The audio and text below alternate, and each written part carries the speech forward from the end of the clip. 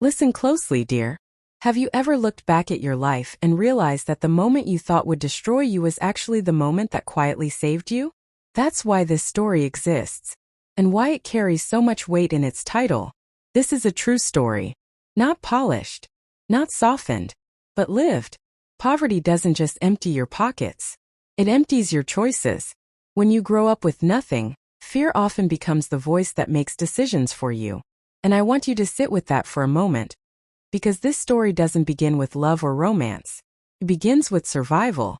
And survival has a way of pushing people into corners they never imagined. When people read that thumbnail line, "Because we were poor, my father sold me to a man the whole town called a monster," they think they already know how the story ends. They expect cruelty, violence, regret. But that assumption is exactly why this story matters. Because life has a way of turning expectations upside down when you least expect it. Imagine being young and realizing your future is no longer yours to imagine.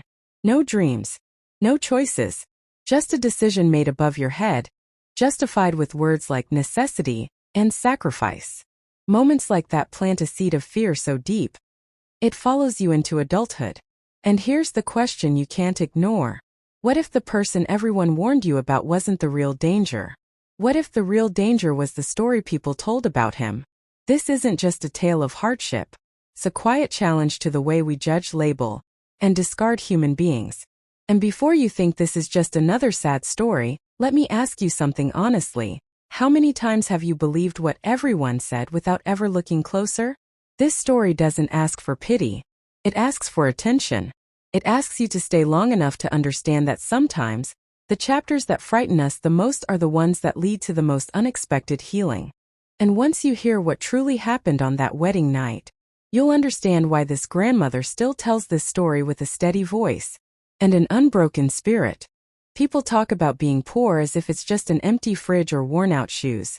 But poverty is heavier than that. It's the constant pressure of knowing that one wrong move could break your entire family. I grew up in a house where worry never slept. Every conversation circled back to money, or the lack of it. And when you live inside that kind of stress long enough, love doesn't disappear. It just gets tangled up with fear. That's how decisions are made that haunt people for a lifetime. My father didn't wake up one morning wanting to give me away. He woke up trapped. Trapped by debt, by shame, by the quiet judgment of a town that already saw us as less than. So when that man came along, the one everyone whispered about, it felt like a lifeline to him. To me, it felt like the ground opening beneath my feet. I remember hearing the words but not understanding them at first. As if my mind refused to accept what my ears were telling me. Married. Soon. To him. No asking. No explaining. Just survival, disguised as responsibility. And that's where the fear truly began. Because when an entire town labels someone a monster, you start seeing that person through their eyes instead of your own. Every rumor becomes a nightmare. Every whisper sounds like a warning. I wondered if my life would end quietly. If I would disappear into someone else's shadow and never be heard from again. And still no one asked how I felt. Poverty doesn't leave room for feelings. It leaves room for solutions, no matter how cruel they seem. This part of the story isn't about blame. It's about understanding how desperation bends morality, and how fear can turn people into stories before they're ever given a chance to be human. And here's the question that followed me everywhere I went. What if the story everyone believed was incomplete? What if the monster was created by fear, not facts? That question stayed with me all the way to the altar. Heavy as the dress I wore. Heavier than the eyes watching me walk toward a future I never chose. Small towns have long memories and sharp tongues. They decide who you are before you ever get the chance to speak. And once a label sticks, it becomes truth in their eyes.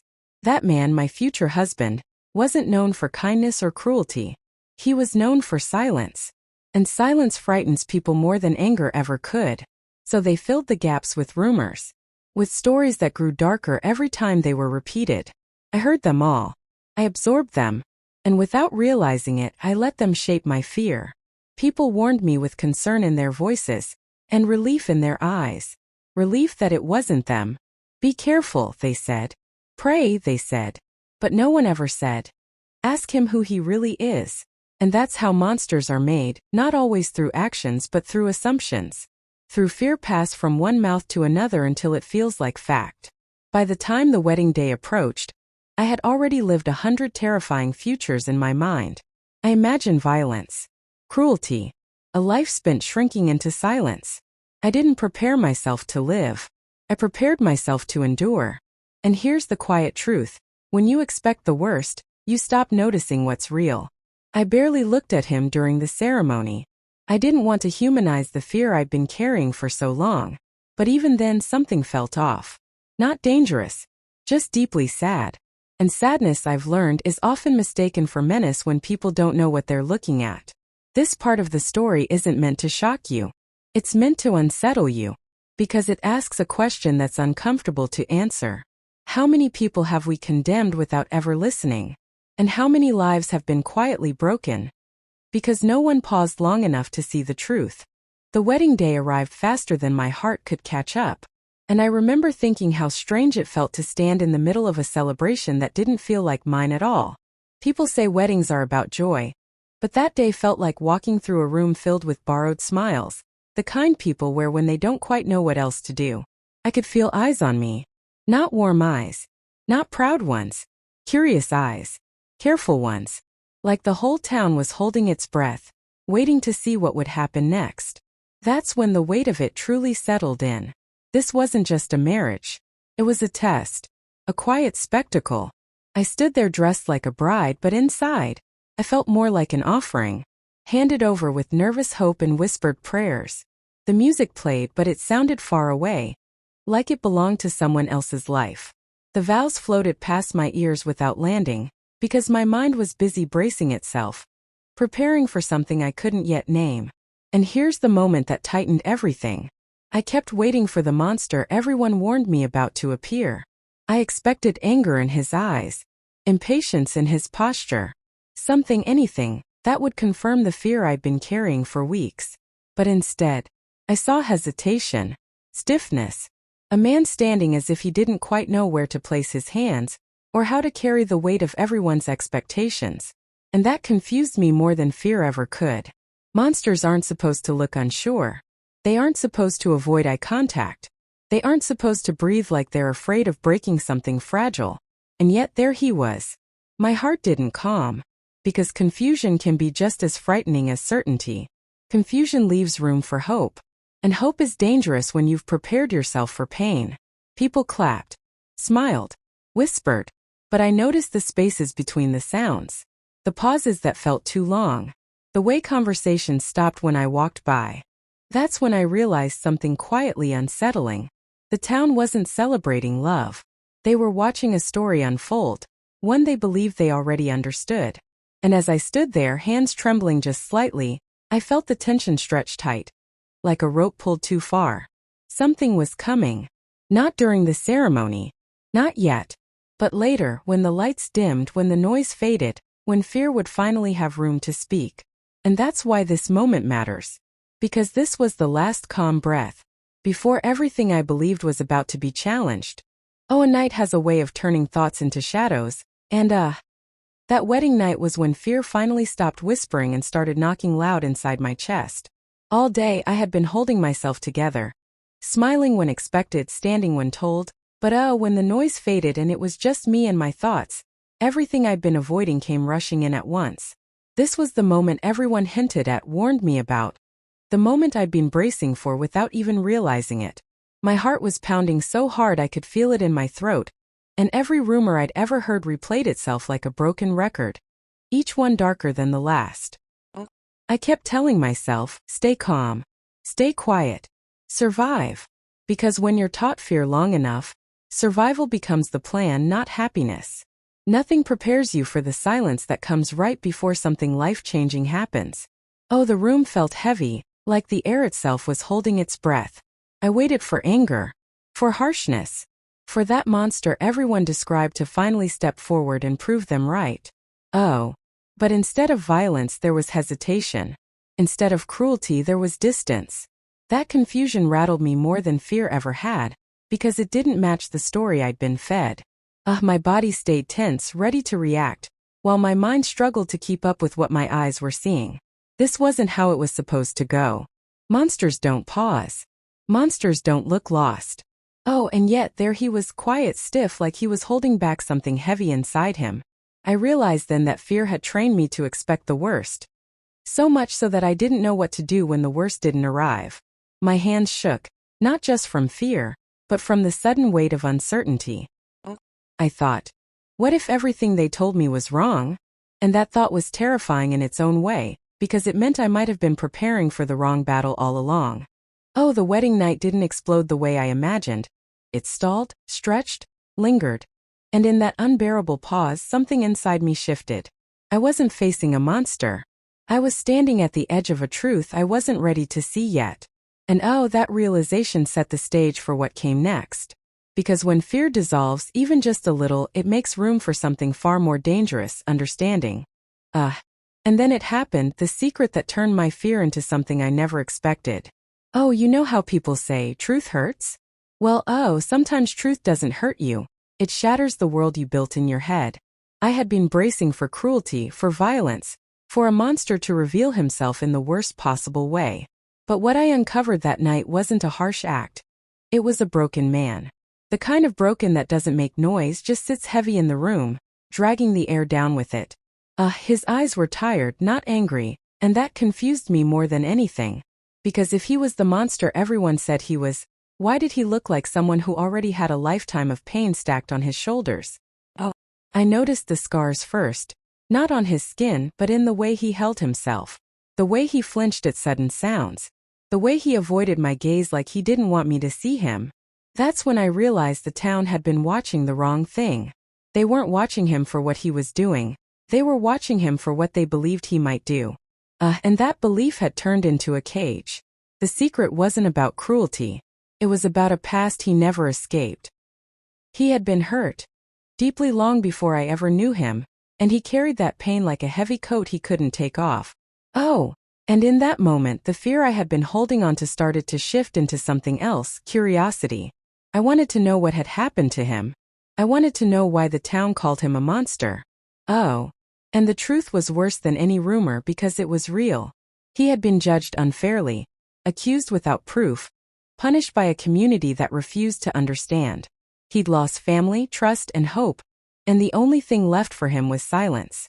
And here's the twist that keeps the story alive. The man I was afraid of was the man who needed me most, not the other way around. That realization didn't erase the pain of my own situation, but it changed the direction of it.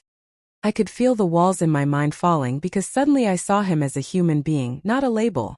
And that's the moment this story becomes inspirational, because it's not about being saved by a hero. It's about learning to see the truth, even when everyone around you insists the lie is safer. And that secret, hidden for years, finally surfaced, not with a dramatic reveal, but with a quiet confession that made my heart ache and my fear dissolve, leaving room for something I never thought possible: compassion. And that's when I realized something that changed everything. Compassion isn't weakness. It's a kind of courage people don't talk about enough. I had spent my whole life preparing to fear him, and suddenly I was faced with the truth. Fear was no longer the right response. It was a strange feeling, like my heart had been trained to stay closed, and now it was being forced to open, even though I didn't know if it was safe. Because compassion isn't easy when you've been taught to survive by guarding yourself. But once you see someone's pain, you can't pretend it doesn't exist. You can't just walk away and call it a decision. I could feel the tension in the room shift, like a tightrope loosening. I saw him not as a monster, but as a man who had been hurt so badly that he stopped believing he deserved kindness. And that's when the real test began. Because this story isn't just about discovering his secret. It's about what I chose to do next. I could have left. I could have demanded my freedom. I could have screamed or even run. But something inside me whispered, this is the moment you decide who you really are. And that whisper was louder than any fear I had. I sat there, heart pounding, and I spoke gently, not with the anger the town expected, but with the calm strength of someone who has survived worse. People think strength comes from yelling, from showing teeth, from proving you're not afraid. But real strength is quiet. Real strength is choosing kindness when the world expects you to react. I told him I wasn't there to punish him, and I wasn't there to be punished. I told him I wanted to understand, and that simple truth changed the entire room. It didn't fix everything instantly, but it started something, a bridge. Because the moment you choose compassion, you begin to rewrite the story everyone told about you. The town had already written me into a tragic role, the kind where a poor girl is sold off and never heard from again. But I wasn't going to disappear. Not like that. I chose to stay not because I was trapped, but because I believed in a truth no one else saw. That even in the darkest places, people can heal if someone shows them mercy. And that's what made this story inspirational. It wasn't about being rescued. It was about choosing love over fear, even when the world expects you to be afraid. And just when I thought my heart had found a little peace, the past came rushing back like a storm I couldn't control. The secret he had confessed wasn't the end of the story. It was only the beginning, because the town's hatred did not disappear just because I chose to see the truth. And that's the part people don't understand. When you break a lie, the world does not always celebrate. Sometimes it fights harder to protect the lie because the lie is easier to live with. I could feel the eyes on me, the whispers in the corners, the way people pretended not to watch while still trying to catch every reaction on my face. I realized then that my decision wasn't just about him anymore. It was about me, and whether I would allow my life to be controlled by other people's fear. The pressure grew like a heavy weight, as if the town was waiting for me to regret my choice. They wanted me to be angry, to cry, to run away and confirm the story they had already written. But I refused to give them that satisfaction. I knew I was poor, and I knew I had been treated like a possession, but I also knew something else. I was still a person. I still had a voice. And that voice deserved to be heard. This was the moment where I had to decide whether I would continue living in fear or finally step into my own truth. I stood tall, quietly, and told myself, no more. Not as a performance, not as a show, but as a vow.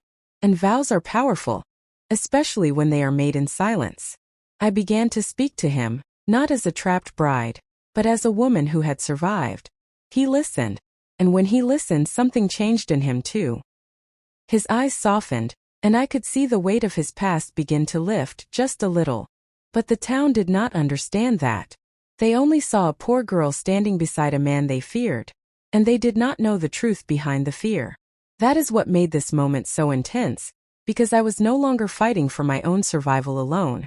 I was fighting for the right to be seen as a human being, not as a story other people had written for me. And that fight is the most terrifying kind, because it requires courage you do not know you have until you need it. And then the morning came, like a slow sunrise after a night full of storms. I remember feeling as if my body was still asleep, while my mind remained wide awake. The wedding night had ended, but the aftermath did not feel like relief. It felt like a new kind of fear. The kind that arrives when you realize your life has changed, and there is no way to return to what once was. Because now the town wasn't just watching me. They were waiting for what would happen next. They wanted the story to end the way they expected, with me broken, humiliated, and alone. But I refused to give them that ending.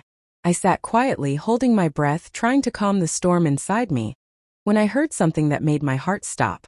It was his voice, soft, shaky, as if he was afraid of his own words. In that moment, I knew the story wasn't over. He said my name, and it sounded like it was coming from a man who had been waiting a lifetime to speak something he could never say before. I almost didn't answer because I was afraid of what he might say next. But my curiosity won, and I stepped toward him, each movement feeling like a step into the unknown. Then he told me something that made my knees go weak.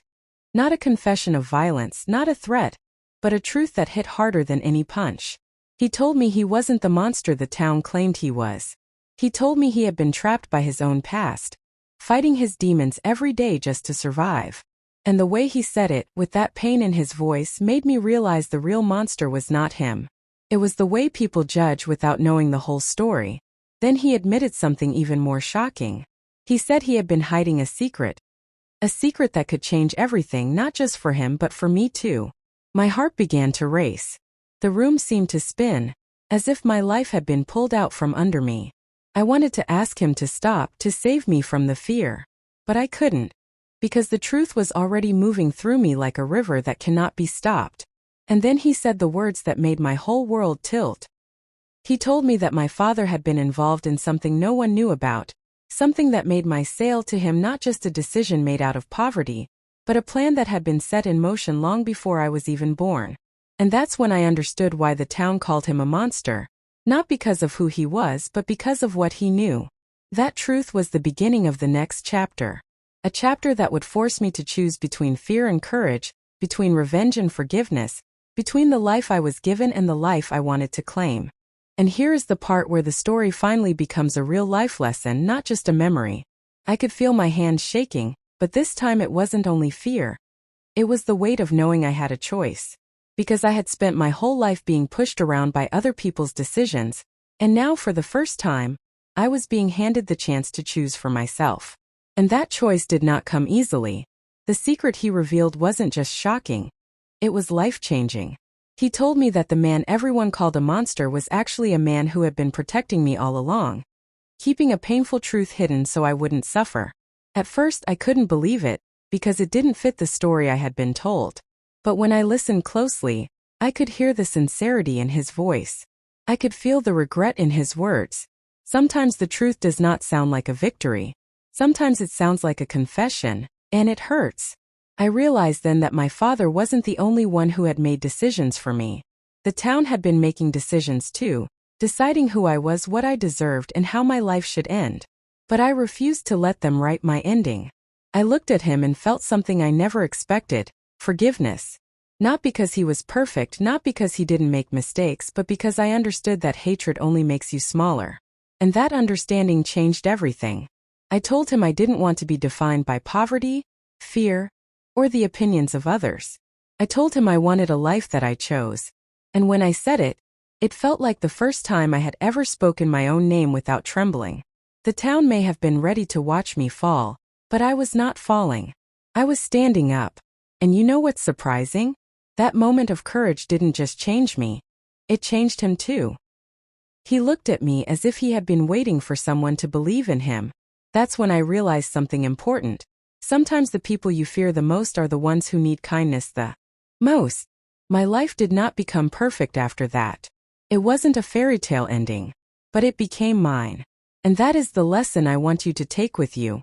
No matter how dark your story is, you can still choose the next chapter. You can still decide to rise, to forgive, and to live with dignity. And if a poor girl like me could find that courage, then maybe you can too.